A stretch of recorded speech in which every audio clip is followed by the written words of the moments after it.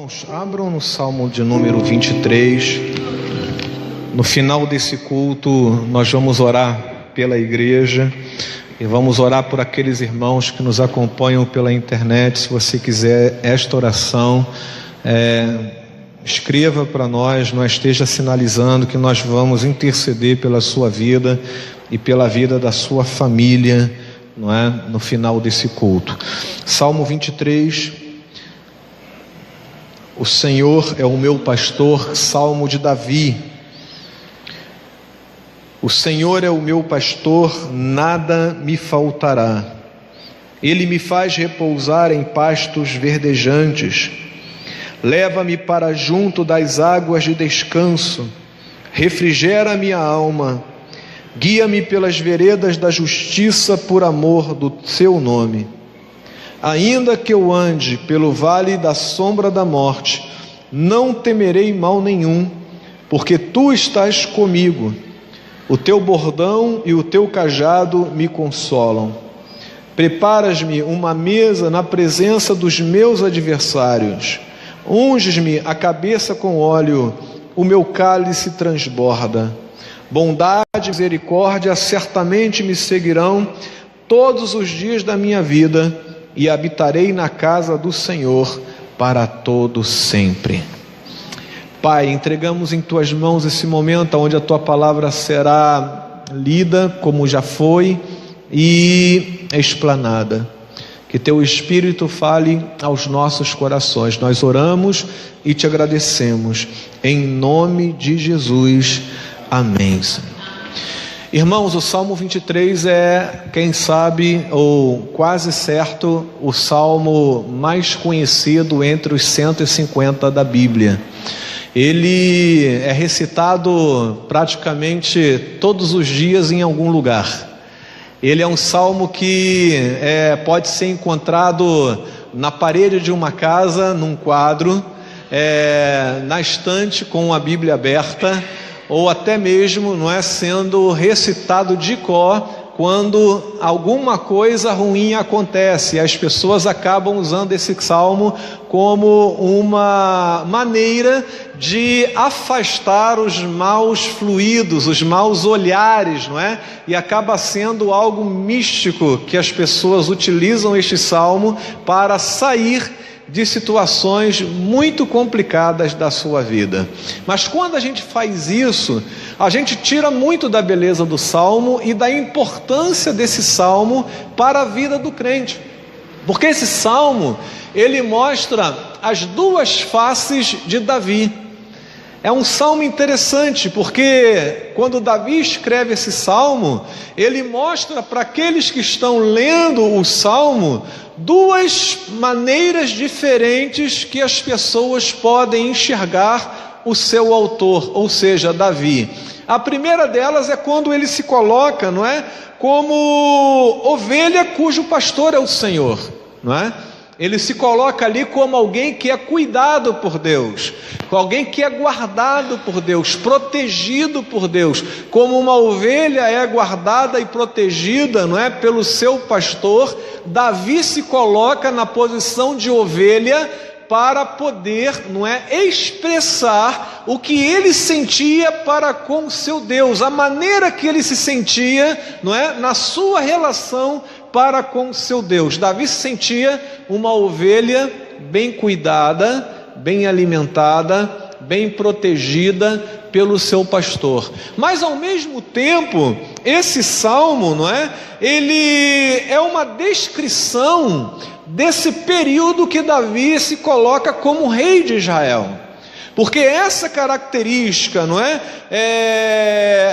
que a antiguidade tinha de considerar o rei, o líder da nação, como aquele que é o provedor da sua nação, aquele que protege a sua nação, aquele que supre, não é, com alimentos a sua nação, aquele que guarda a sua nação de todos os males. Então, ao mesmo tempo que Davi, não é, se coloca como aquela ovelha na sua relação com Deus, está sendo cuidado, guardado pelo seu Senhor, ele também, não é, demonstra aqui como um rei de Israel, aquela figura do rei que protege e guarda os seus súditos, não é?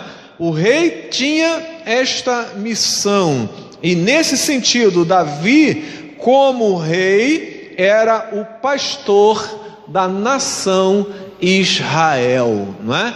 Então, quando a gente começa a estudar o Salmo 23, a gente percebe, não é, que esse salmo foi uma maneira que Davi colocou para esclarecer e mostrar para os seus leitores como de fato Deus age na vida do crente. Todos nós sabemos pela história de Davi, que Davi na sua juventude foi pastor de ovelhas. Davi lutou contra leões, contra ursos para afugentá-los e proteger as suas ovelhas. Davi era aquele que buscava, a ovelha perdida, era aquele que cuidava da ovelha levando para o pasto, para beber água. Então ele sabia muito bem das características de um pastor em relação ao seu rebanho e como o pastor deveria se comportar diante do seu rebanho. E ele, como pastor, ele foi chamado, e você sabe disso, por Samuel para se tornar rei de Israel. Então, na história de Davi, há um momento que ele é pastor de ovelhas, literalmente, na sua juventude, cuidando dos animais ovelhas. Mas a partir do momento que Deus chama Davi para ser o rei de Israel, e quando ali Samuel unge Davi como rei de Israel, o que acontece é que Davi deixa de ser aquele pastor que cuidava dos animaizinhos, das ovelhas, para ser o pastor rei que cuidava agora de toda uma nação. Então esse salmo ele tem uma abrangência muito maior do que, você falar que ele serve para afugentar os maus fluidos que acontecem com você. Pelo contrário, é um salmo que demonstra a natureza e a característica do nosso Deus, daquele que cuida das suas ovelhas, daquele que cuida de nós, daquele que nos protege, daquele que está sempre ao nosso lado. E aí, quando a gente começa a discorrer nos versículos, do Salmo 23, a gente começa a descobrir, irmãos, 7 provisões, que o pastor supre nas suas ovelhas. Existem 7 coisas que todo pastor ele tem que suprir nas suas ovelhas. E Davi começa a descrever, cada uma delas, e rapidamente nós vamos falar sobre cada uma delas. E a primeira provisão que Davi, ele supre, ou melhor, ele começa a falar no verso 1: o Senhor é meu pastor e nada me faltará. E a verdade é que muitos, quando leem essa parte, começam a pensar o seguinte, que esse versículo, ele é uma prova de que Deus não nos deixará passar nenhum tipo de privação ou dificuldade. Mas não é isso que o Salmo está falando, não é isso que o versículo está falando, porque a melhor tradução para este versículo, versículo 1, que fala: o Senhor é o meu pastor e nada me faltará, poderia ser colocado assim: não sentirei falta de qualquer coisa indispensável. Você percebeu a diferença? Existem momentos aonde você não vai ter tudo o que você quer. Existem momentos que a dificuldade vai bater na porta da sua casa.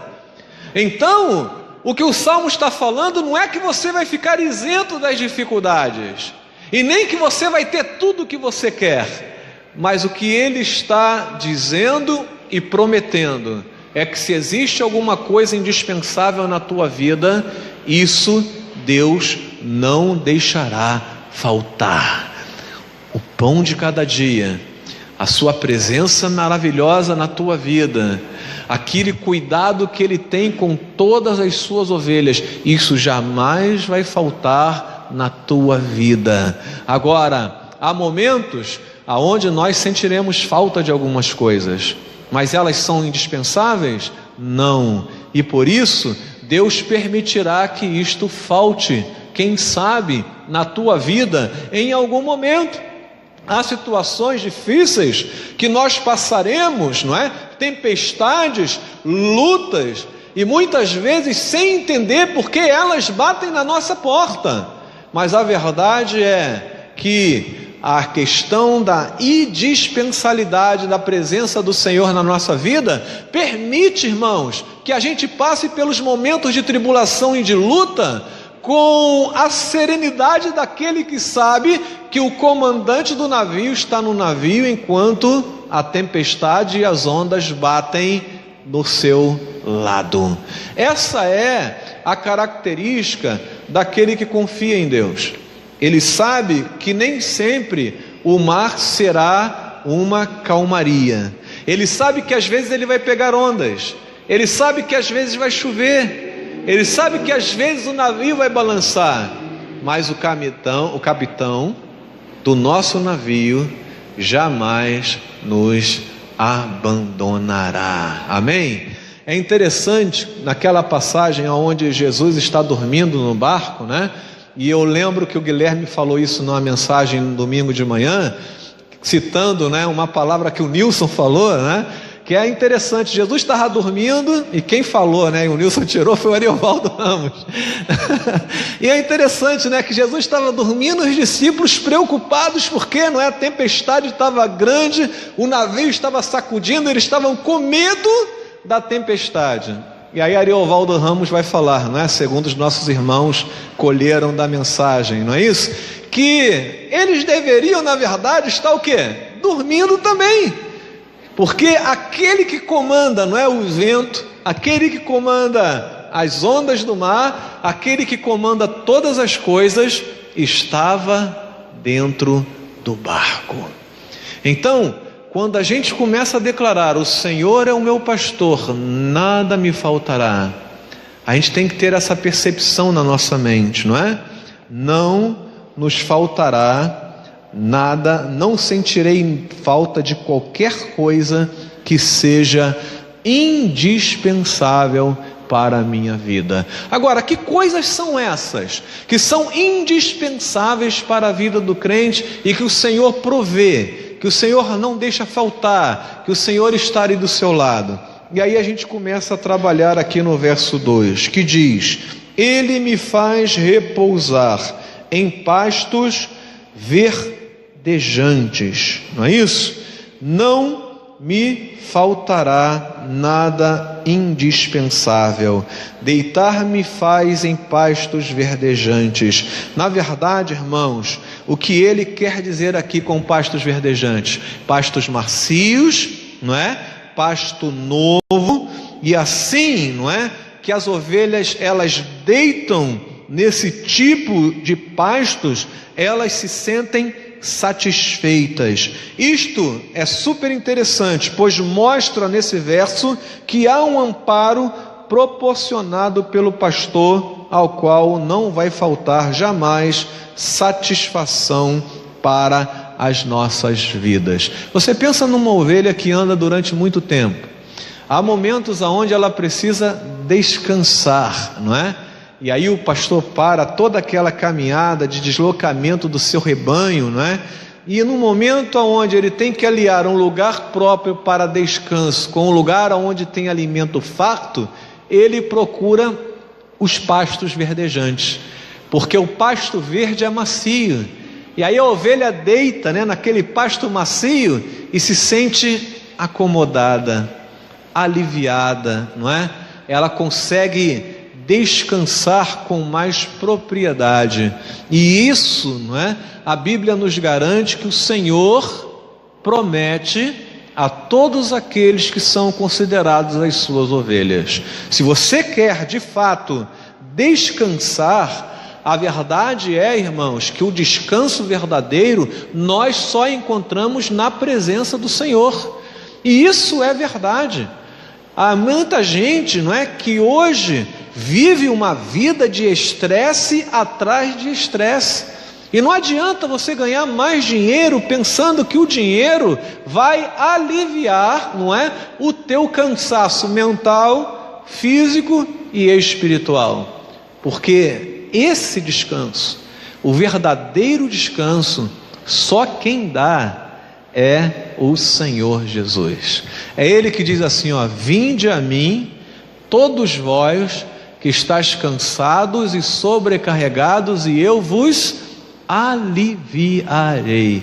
Então, essa realidade que ele fala, ó, nada me faltará, não é?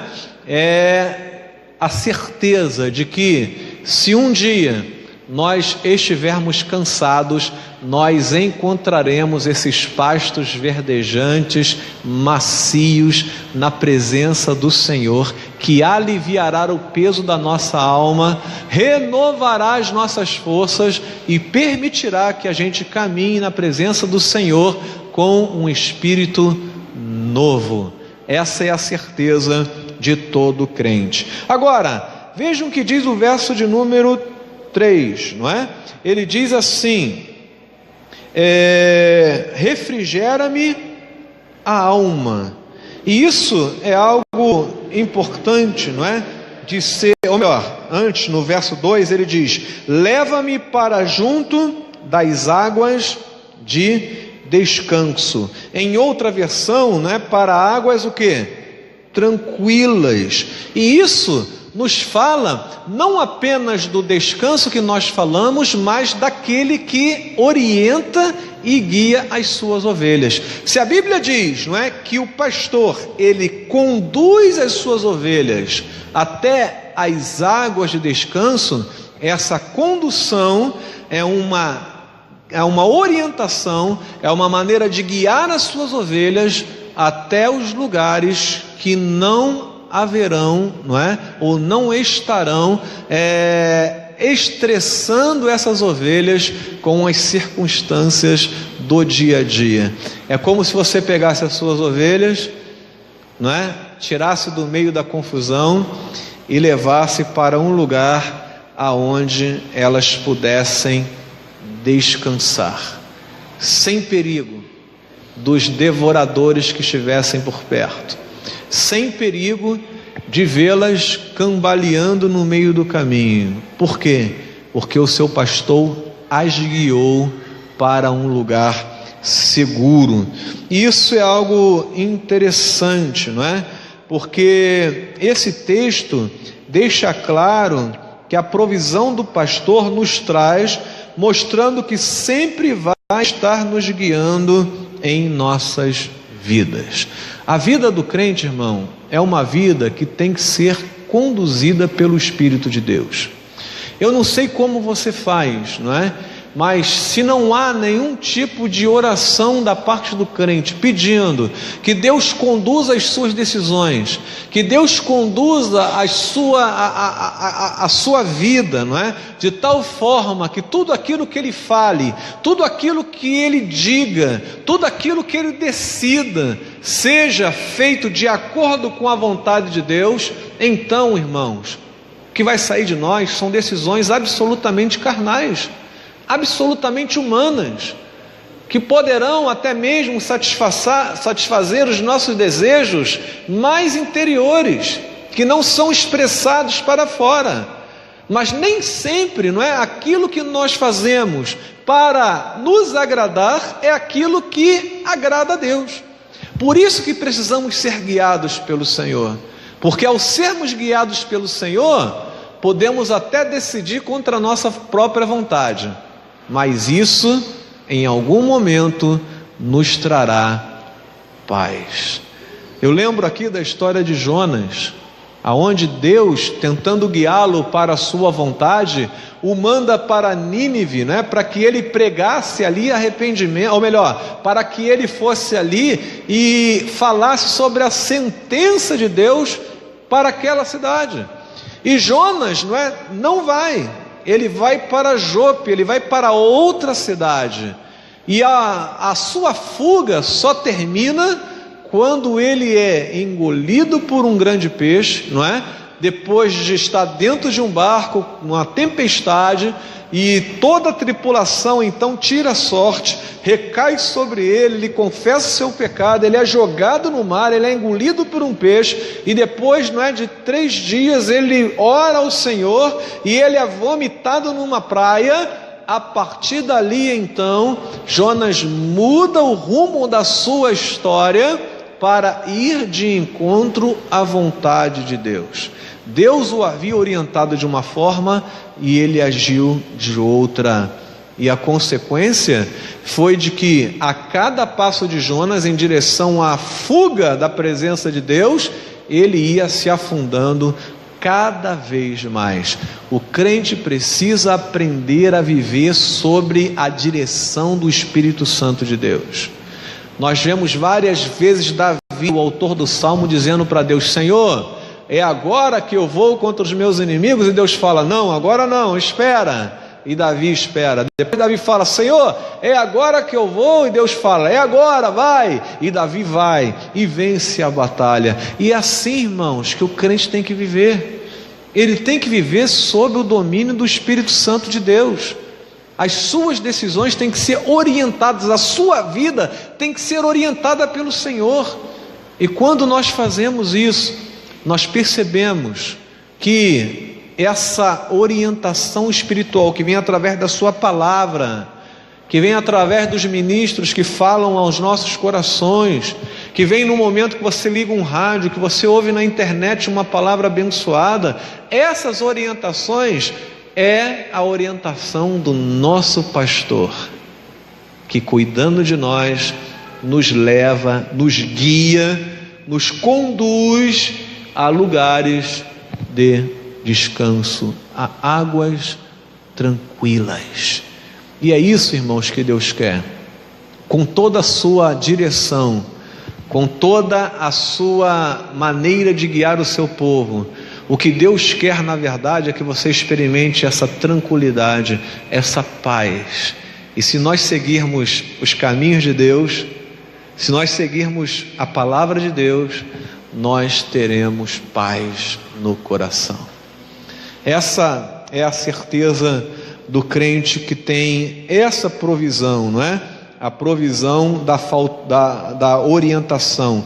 Não me faltará orientação. E outra coisa que não faltará, segundo o Salmo, não é? Salmo 23:3 diz: refrigera minha alma, guia-me pelas veredas da justiça, por amor do seu nome. Refrigera-me a alma, não me faltará restauração. Isto é, Deus é sempre, ou está sempre nos renovando, avivando e refrescando a nossa alma. E é interessante que no Novo Testamento a mensagem dos apóstolos sempre foi uma mensagem do Deus que visita a sua igreja para avivá-la, para restaurá-la, para abençoá-la com vida, e vida em abundância. Irmãos, olha o que diz o livro de Efésios capítulo 4, abra lá para mim, alguém lê para mim, Efésios 4, 23 e 24.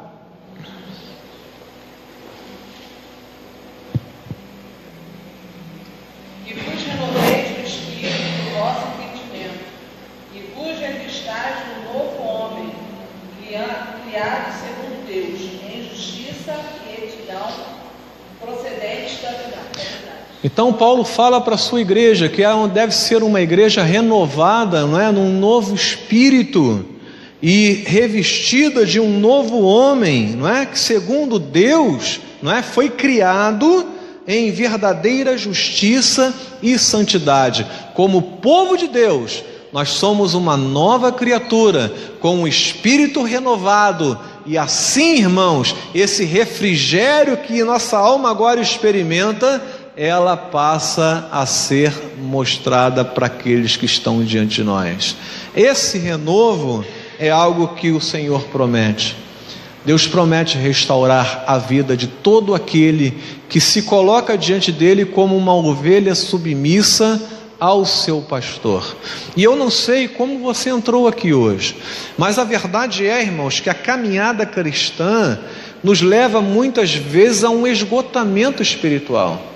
Existem muitas pessoas que estão cansadas de ir à igreja, muitas pessoas que não conseguem assistir um culto, existem muitas pessoas que não conseguem abrir a Bíblia, não conseguem ter um momento de oração. São pessoas que espiritualmente precisam de um refrigério da alma, precisam de um renovo no seu espírito. E o que Deus diz aqui, que o seu pastor, que é o Senhor, jamais deixará faltar um refrigério para a sua alma, jamais deixará faltar essa restauração no seu espírito. E isso é algo maravilhoso, porque todo aquele que crê terá da parte do Senhor esse refrigério para a sua alma. Se você crer, se você orar a Deus, se você pedir a Deus que esse refrigério faça parte da sua vida, Deus vai tornar fértil toda a aridez que existe na vida de qualquer pessoa. Como no sertão árido, que precisa que gotas de água caiam para molhar a terra, e aí as ervas começarem a germinar, não é? Como essa terra árida que precisa que a chuva caia, assim, irmãos, o Senhor promete, não é? O refrigério para as nossas almas, esse renovo. E todo crente precisa passar por um renovo, todo crente precisa passar por um momento de avivamento, todo crente precisa passar por esse refrigério na alma, porque senão vira rotina, vira um dia após outro dia fazendo as mesmas coisas sem vida. E o que o nosso pastor garante é que a nossa alma experimentará refrigério. Amém? Mas há uma quarta provisão que o Senhor garante. Versículo de número 3 ainda diz: guia-me pelas veredas da justiça, por amor do seu nome. Jamais me faltará instrução na justiça. Irmãos, os caminhos do Senhor são planos, os nossos às vezes são tortuosos, e aí nós precisamos que a justiça de Deus se manifeste. E como ela vai se manifestar? Através da sua palavra, para endireitar o nosso caminho e torná-lo quanto mais plano possível, para estar na presença desse Deus que tem os seus caminhos planos. A Bíblia diz que o caminho de Deus é perfeito. O caminho de Deus é perfeito, mas o nosso não. Então, quando Davi exalta aqui na justiça de Deus e diz: olha, guia-me pelas veredas da justiça por amor do seu nome. Por quê? Porque se depender de nós, nós não conseguiremos vivenciar essa justiça. O amor de Deus se manifesta na nossa caminhada, e mesmo com caminhos tortuosos, mesmo com pecados, mesmo com rebeldias, o Senhor, através da sua palavra, aquela palavra que convence o homem do pecado, da justiça, do juízo, através da ação do seu Espírito Santo, esse Deus endireitará o nosso caminho. Existia um pastor, não é? No qual era pastor da minha igreja, que ele falava assim: as pessoas dizem, pau que nasce torto, não é? Cresce torto. Aí ele falava assim: mas na presença do Senhor, pau que nasce torto endireita em nome de Jesus. A igreja pegava fogo, né? Por quê? Porque é verdade, irmãos, na presença do Senhor, Ele endireita todo o caminho tortuoso, Ele aplana os caminhos, Ele faz da nossa caminhada uma caminhada em santidade. Isso tudo com a manifestação da sua palavra nas nossas vidas. E aí é importante, não é? Aquilo que a gente lê no livro de Timóteo, porque Timóteo vai dizer isso, né? 2 Timóteo 3,16 vai dizer: toda a escritura devidamente inspirada é proveitosa para ensinar, para redaguir ou para corrigir, não é? para instruir em justiça. Toda palavra é inspirada para promover essa mudança, essa transformação na vida do crente. E se nós, como homens e mulheres de Deus, ovelhas do Senhor, precisamos ter os nossos caminhos, não é? Aplainados, irmãos, creia que Deus fará isso. Porque a verdade é que nós precisamos endireitar os nossos caminhos. Quantas crianças, quando nasceram com seus pezinhos tortinhos, não conseguiam pisar, não é? E andar normalmente, e tinham dificuldade de caminhar, e aí os pais, não é? Bem cedo, compravam aquelas botas, não é? Que vinha com ferro do lado, lembram disso? Aí colocava aquela bota e a criança era obrigada a andar, e aquilo doía, machucava, né? Porque a criança era forçada, o pé dela, a ficar de uma maneira que ela não estava acostumada, porque os seus pés estavam tortos. E ela insistia, e outras crianças brincando, caçoando, né? Porque fica feia aquela, praticamente uma armadura nas duas pernas, e ela vai andando, até que os seus pés, eles se acertem, ganhem firmeza, e aí se tira aquela bota, aquela armadura de ferro, e a criança começa a andar normalmente. Irmãos, Deus faz algo parecido conosco.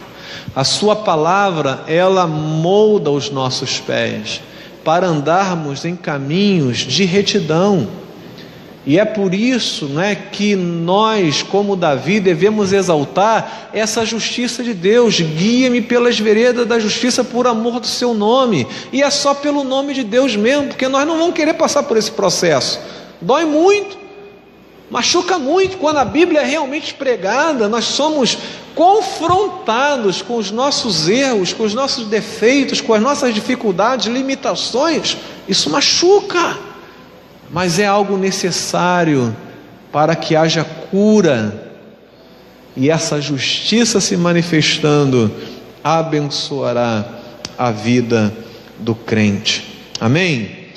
E quando a gente começa a passar então pela palavra de Deus, a gente olha no versículo, por exemplo, de número 4, diz ali: ainda que eu ande pelo vale da sombra da morte, não temerei mal nenhum, porque tu estás comigo.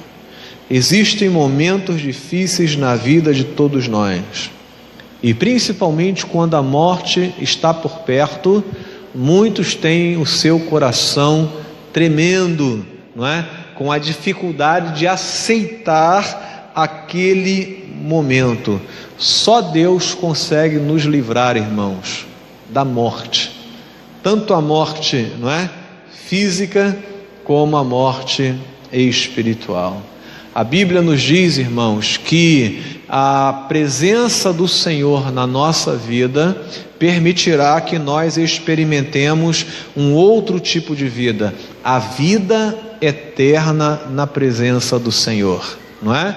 Os nossos olhos fecharão aqui, mas quando abrirem, abrirão na presença do Senhor. Como a nossa irmã Zélia, que nós oramos pela família, não é? E cremos que ela fechou os seus olhos aqui para nós, mas abriu os seus olhos na presença do Senhor. Então, ainda que eu ande pelo vale da sombra da morte, não temerei, tu estás comigo. Essa passagem é feita na presença do Senhor, irmãos, e não há o que temer diante da morte ou diante do perigo, porque o Senhor promete estar conosco. Isso é algo que ninguém pode tirar do coração do crente. Experimenta olhar os momentos de dor de uma família realmente cristã, quando a morte bate ali e aparece, com uma família que não tem Jesus no coração. Você vai ver a diferença, o desespero de um lado, a serenidade do outro. Há choro nos dois lados, há o lamento dos dois lados, mas há a serenidade daqueles que sabem que o crente, quando fecha os seus olhos, ele está na presença do Senhor. Amém? Uma outra provisão, a Bíblia diz: porque tu estás comigo. Verso 4. Essa, sem dúvida, é uma das grandes motivações do salmista. Diz o comentarista assim: por tudo que já foi apresentado até aqui, com certeza a presença de Deus é a que mais lhe dá ânimo. Essa presença é aquela que consola quando estamos angustiados, que faz milagres quando pedimos a Ele que supra tantas outras necessidades pessoais de cada um. Sabe o que acontece com cada coração vazio, ou seja, sem a presença de Deus, como nós podemos viver? Então, o salmista tinha essa certeza, não é? Ainda que eu ande pelo vale da sombra da morte, não temerei mal nenhum, porque tu estás comigo. E algo interessante quando a gente começa a estudar a Bíblia: o povo de Israel no deserto, murmurando contra Deus, reclamando, e Deus fala: eu não vou mais com vocês, eu vou mandar um anjo, e esse anjo vai acompanhar vocês, mas eu não vou mais com vocês. Aí Moisés, sempre intercedendo pelo povo, fala: Senhor, se tu não fores conosco, nós não sairemos desse lugar. E essa, irmãos, é o anelo pela presença de Deus. Não adianta Deus mandar um anjo se a sua presença não está neste lugar. Não adianta milagres acontecerem se a presença de Deus não estiver nesse lugar. Não adianta você ser rico se a presença de Deus não está aonde você está. O mais importante é a presença de Deus, porque Deus estando presente, as demais coisas serão o quê? Acrescentadas. A presença de Deus é importante e fundamental na vida do crente. Por isso a certeza de Davi, não é? Da presença divina consolava o seu coração, não é? Tu estás comigo, e nada me faltará também no conforto no coração, porque diz o versículo de número 4: o teu bordão e o teu cajado me consolam. A vara e o cajado desse pastor têm uma única função: trazer consolo para as nossas vidas. Quem melhor que Jesus para nos consolar? Ele é o homem das dores, sabe o que é ser rejeitado e até mesmo foi caluniado. Cristo conhece as nossas dores, Ele conhece as nossas dificuldades, e ninguém melhor do que Ele para cuidar das nossas necessidades. Ele é o nosso consolador. E é por isso que quando a gente começa a estudar o Salmo 23, a gente percebe realmente Davi vendo Deus como esse pastorzão, não é? Que cuida das suas ovelhas, não apenas no aspecto físico, mas também emocional, espiritual, não é? Cercando todas as áreas da necessidade do homem, para mostrar: olha, o que você precisar, que seja indispensável, eu estarei dando a você. A pergunta que fica, irmãos, para nós aqui, no final desse estudo, né? E na semana que vem eu vou continuar com a parte final do Salmo 23, é o seguinte: será que você consegue enxergar Deus como seu pastor? Porque quando a vida é muito corrida e a gente tem muitas situações, não é, que precisam ser resolvidas, a nossa tendência é atropelar as coisas e nós queremos resolver por nós mesmos. E sempre, ou quase sempre, não dá certo. A verdade é que nós precisamos deixar o Senhor cuidar de nós. Nós precisamos aprender a descansar em Deus. E descansar não é algo fácil, porque a gente quer tomar as rédeas da nossa vida, a gente quer tomar as decisões para nós, e a verdade é que o Senhor está dizendo para nós assim: olha, deixa eu cuidar de você, eu quero cuidar de você. O que você precisa de renovo, o que você precisa de descanso, o que você precisa é sentir a minha presença, o que você precisa é da manifestação da minha justiça, o que você precisa, deixa eu cuidar de você, porque se você entregar o teu coração e a tua vida a mim, eu vou cuidar de tal forma que você vai sair curado da minha presença. O salmo termina dizendo: certamente que a bondade e misericórdia me seguirão todos os dias da minha vida. E isso é que Deus quer que você saiba, que o Deus bondoso, que o Deus misericordioso, que o Deus que cuida de você, não deixará você, desamparado sequer um dia na tua vida, porque todos os dias a bondade e a misericórdia do Senhor acompanharão a tua vida. Amém, irmãos?